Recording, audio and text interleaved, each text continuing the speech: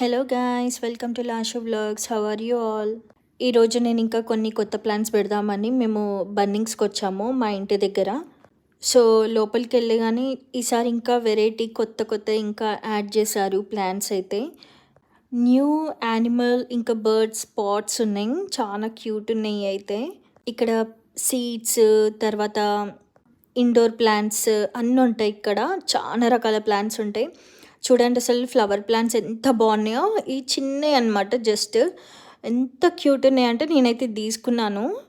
నాకు చాలా నచ్చింది ఆ పింక్ ప్లాంట్. ఇంకా పాలకూర కూడా ఒకటి తీసుకున్నాను. ఇంకా నేనైతే సీడ్స్ ఇంకా ఎక్స్ట్రా పాట్స్ తీసుకున్నాను.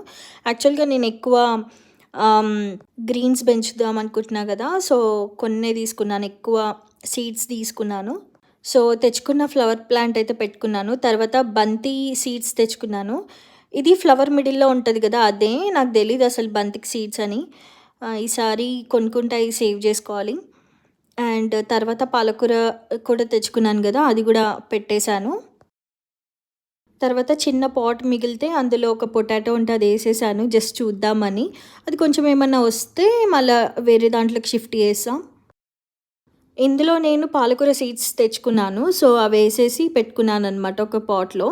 నెక్స్ట్ నేను నా దగ్గర ఉన్న వాటర్ క్యాన్లో రెక్టాంగులర్ ఉంది కదా అనేసి నేను అందులో జస్ట్ డైలీ యూస్కి కొత్తిమీర, మెంతి సీడ్స్ వేసాను.